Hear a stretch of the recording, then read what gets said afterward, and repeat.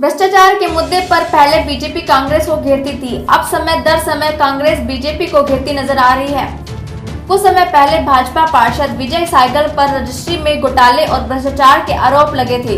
विजय सहगल के मुद्दे को कांग्रेस के नेताओं ने जमकर उठाया था और शहर भर में विरोध प्रदर्शन का जुलूस भी निकाला था। नगर निगम में लगातार हो रहे भ्रष्टाचार का खुलासा हो रहा है और भ्रष्टाचार के मामले सामने आ रहे हैं। कुछ समय पहले चीफ सेनेटरी अफसर सुधीर कुमार लगभग 14 लाख की रिश्वत के साथ गिरफ्तार हुए थे।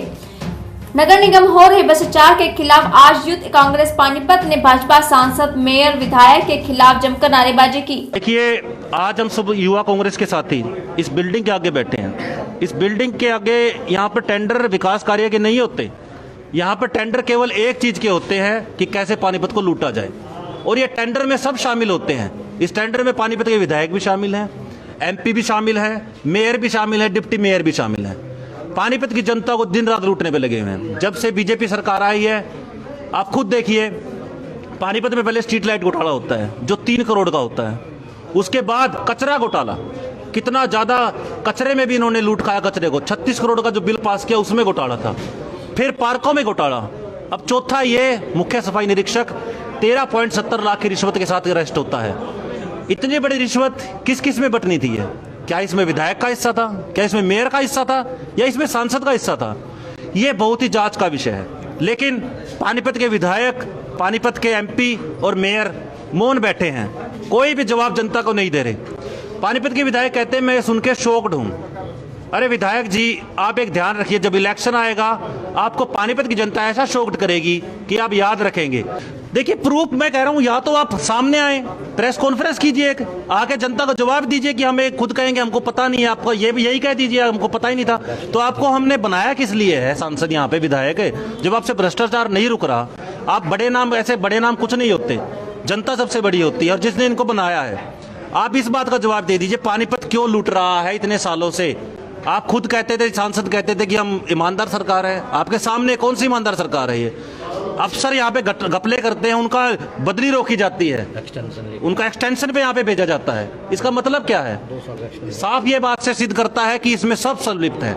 इसकी हम यही कहते हैं, सरकार से उस तरह जांच हो और जो जो व्यक्ति इसमें शामिल हो उसको जेल भेजा जाए। देखिए, यूथ कांग्रेस ने 3 दिन पहले ये प्रोग्राम रख लिया था यहाँ पे धरने का। हम जागे नहीं हैं। जब जनता के बीच में थे, हमने पूरी यहाँ पे इसकी जांच पड़ताल की। जो आज तक घोटाले यहाँ पे निगम में सबकी हमने जांच पड़ताल की। उसके बाद ही हम आपके सामने आए हैं। और जब तक जनता के पैसे वापस नहीं मिलते, जो पानीपत को लूटना बंद नहीं होता, हम यूथ कांग्रेस साथी ऐसे ही आवाज उठाते रहे। अगर कोई कार्रवाई नहीं की गई, इसकी जांच नहीं बिठाई गई, तो हम जीटी रोड पे आएंगे, जीटी रोड को भी जाम करेंगे, और हो सका तो हम विधायक के घर का और एमपी के घर का आवास का घेराव करेंगे। हम तो यही चाहते हैं, जो ये पानीपत के अंदर 10 सालों से, 7 सालों से, 14 के बाद जब से ये सरकार आई है, छोटा करप्शन, बड़ा करप्शन, पार्कों का से स्ट्रीट लाइट का, उसके बाद सफाई का, इतने बड़े घोटाले हो चुके हैं। क्या हमारे अंदर यहाँ एमपी एमएलए सिर्फ एक बात कहने के लिए हैं कि हम ईमानदार हैं? ईमानदार हैं तो इनको पकड़े ना। अगर इनको पकड़ा तो इनकी जांच करवाएं।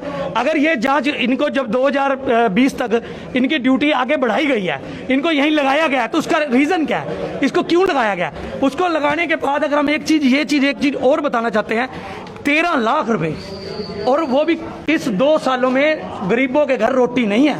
13 लाख की रिश्वत, उस रंगे हाथों पकड़ा गया आदमी।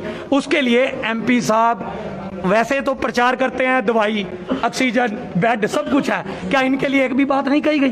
भाई, भ्रष्टाचार हुआ है तो कैसे हुआ है? क्या इनकी जांच नहीं होनी चाहिए? क्या इनके बारे में एमपी साहब को एक बार भी नहीं बोलना? संपर्क करना और बात है, ये हमारे शहर का मुद्दा है। एमएलए साहब, ये जांच यहाँ पे होनी चाहिए। संपर्क करने से पीछे आप 5, 7, 10 दिन पहले एक पत्रकार से उन्होंने ये भी बात कही थी शराब घोटाले को लेकर।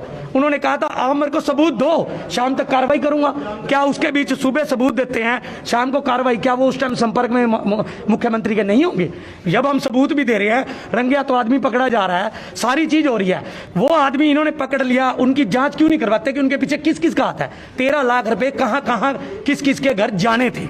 हम इसीलिए कह रहे हैं कि ये भ्रष्टाचार जब तक बंद नहीं होगा, इसकी स्पष्ट जांच नहीं होगी, हम सड़क पे भी उतरेंगे और इसका पूरा विरोध करते हैं। ये ईमानदारी का ढोंग करना बंद करें, सड़क पे आए, पब्लिक के पैसे को बचाएं, भ्रष्टाचारों को हम नहीं बख्शेंगे।